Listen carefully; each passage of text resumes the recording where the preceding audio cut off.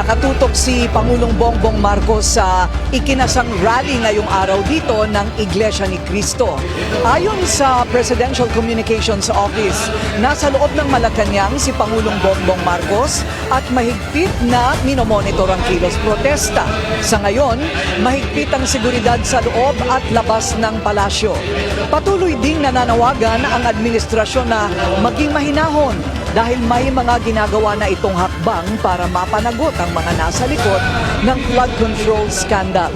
Matatandaan noong 2022, sinuportahan ng INC ang unit team ni na PBBM at ni Vice President Sara Duterte.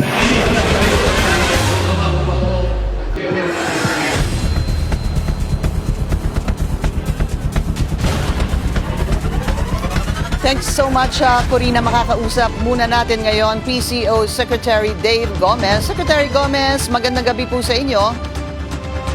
Magandang gabi, Pinky, Corina and Willard. Good evening. Thank you, sir. Unang-una, kamusta po ang Pangulo? Mabuti naman. Ano? Katulad nga ng sinabi ko kanina, nagmamonitor ang Pangulo ng mga kaganapan ngayong araw na to. No? And how is he so far, sir? Monitoring and ano po ang kanyang reaction dito sa naging protesta sa Quirino Grandstand at gayon din sa EDSA Shrine at People Power Monument? I think, Pinky, nakita natin sa mga rallies today na buhay ang ating demokrasya. No? As long as our people can peaceably assemble and redress their grievance, buhay ang demokrasya natin and freedom of speech. At kami ang masasabi lang namin is dirinig namin sila.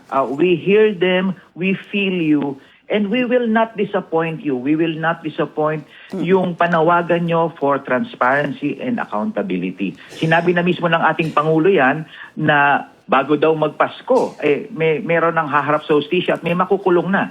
At ganun ang ginagawa ng ating administrasyon ngayon. Talagang hahabulin natin yung mga may sala, babawiin natin yung mga ninakaw na yaman, at at the same time, we will fix the system para hindi na ito maulit muli. Secretary, doon po sa dami ng tao na nandyan sa Quirino Grandstand ngayon, ano ho ang reaksyon ng Malacanang dyan? Again, yung sinabi ko nga, makikita natin buhay na buhay ang ating demokrasya. Yung mga mamamayan natin ay lumabas at inexpress yung kanilang nararamdaman. At narinig namin sila. Kaisa sa kanila, gusto naming managot na dapat managot. Gusto namin magkaroon ng transparency in government. At kaya pinapaspasan na natin itong mga kaso na to. At ang pangako ng Pangulo, bago magpasko, may mga makukulong na. Sabi nga ng Pangulo, hindi magiging merry ang kanilang Christmas. Siguro ang tanong lang dyan talaga, Secretary, is that in spite of, no, dito po sa ICI, doon po sa pagbulgar ng Pangulo, dito sa mahiya naman kayo, hindi ho ba, ay patuloy pa rin ang rally. Katulad po na nangyayari ngayon, hindi lang today, it's going to be 3 days of rally of the Iglesia ni Cristo. Naiintindihan ko po yung sinasabi ninyo na buhay ang demokrasya po dito sa ating bansa.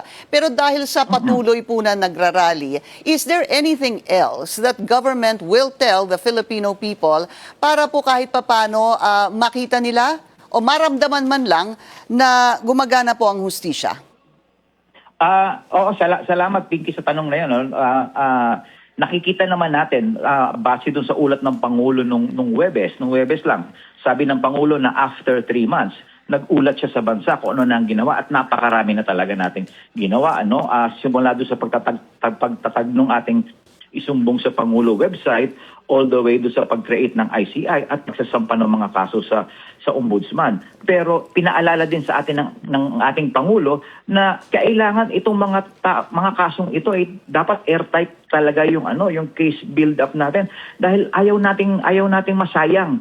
Ayaw nating masayang yung ibinunyag ng Pangulo at yung ating mga investigation kung madadrap lang tong mga kaso na to on technicalities at yung mga may sala kakalaya at dala-dala nila yung kanilang mga ninakaw. Paano ho yan ngayon, Secretary Gomez? Si dating Congressman Zaldico ay ang tinuturo na ngayon si Pangulo at si dating Speaker Martin Romualdez. Oo, na medyo nakakatuwa na nakakatawa na tong serye ng mga video na to. Ganun pa din yung namin, posisyon namin. Lahat ito hearsay. Sabi ni ganito, utos ng Pangulo. Sabi ni ganon, ito ang kahilingan ng Pangulo. Hindi niya wala siyang direktong narinig sa Pangulo. Pangalawa, ayaw niyang sumpaan yung kanyang salaysay sa proper judicial authorities. At ang pinaka nakakatawa sa lahat, ni Singkong Duling, wala daw siyang ibinulsa. Wala nga daw po. I think, medyo pababa yung kredibilidad ni Congressman Dico. Are you at least, is Malacanang even concerned about the statements rather made by former Congressman Zaldico dahil ini-implicate nga niya po ang Pangulo? 100 billion pesos na insertion, sabi niya, na iniutos daw ni Secretary Mina Pangandaman. Pagkatapos ito pong third installment, yung third part, ang sinabi niya, 56 billion pesos daw ang nakuha ni Pangulo at ni dating Speaker Martin Romualdez. Ako ang tatanungin mo, medyo katawa-tawa na nga yung series ng video na to. From a telenovela na mukhang nagiging comedy na to. Narinig niyo ang Pangulo kahapon, he will not even dignify with a statement, with a comment, yung mga akusasyon ni Rep. Saldico. Unang-una, it doesn't really make sense, Pinky. Unang-una, i-insert ka ng 100 billion sa BICAM when this is the President's budget sa umpisa pa lang bago isumiti sa Kongreso sa National Expenditure Program. Dapat doon na niyang inilagay. Pero bakit doon sa huli pa niya inilagay? Hindi pa nangyari. Medyo yung palang katawa-tawa na, hindi nakapani-paniwala. 100 billion daw yung in-insert ng Pangulo, but at the end of the day, 194 billion ang kanyang vinito. So medyo ayusin muna ni Congressman Saldico yung script. Do you have any idea, sir? Does Malacanang know where he is? Wala kaming ideya. Unless, yun nga, umuwi siya to face the music at sumpaan lahat itong salaysay na to with the proper judicial authorities. Yun lang ang payo namin, yun lang ang hamon namin sa kanya. Secretary Gomez, natatakot daw siya dahil nga there's a big threat to his life. Pwede siyang ipapatay. May mga senaryo po siyang inilahad doon sa kanyang Part 3 series. Responsibilidad natin yan sa pamahalaan na protektahan ang bawat individual, ang bawat Pilipino. Kung may banta sa buhay ng isang Pilipino, dapat protektahan natin yan. So wala siyang ikababahala. Umuwi lang siya dito, again, to face the music at gagarantihan natin ang kanyang safety. What are your thoughts dito po sa kanyang paglabas? Yung kanyang unang video noong Friday. Tapos part 2 was Saturday, part 3 was Sunday, leading up to the rally of INC from Sunday to Monday to Tuesday, sir. Ikaw na rin ang nagbigay ng chronology, Pinky. I think kahit sinong amateur na political analyst, medyo makikita na yung chronology. No? Kasi nung nag-press conference sa Pangulo, sinabi niyang may makakasuhan na at may makukulong bago mag-Disyembre. Kung makakasuhan na si Saldico, pwede nang kanselahin ang passport niya. Nung Biyernes sa Blue Ribbon, invited daw siya, pero bigla siyang uninvite ng Senate Blue Ribbon. So, nawalan din siya ng plataforma. So wala na siyang recourse. Desperate. Wala na siyang options. Kaya naglabas na nitong video na to.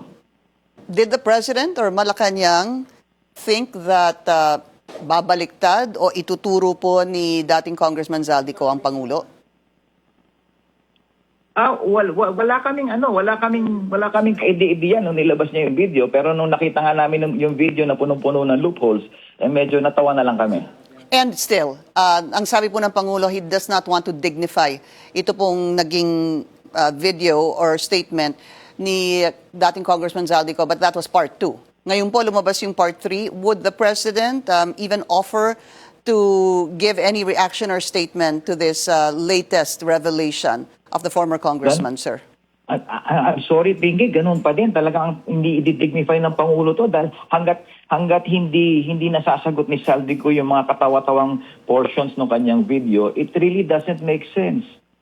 Maraming salamat po sa inyong oras, PCO Secretary Dave Gomez.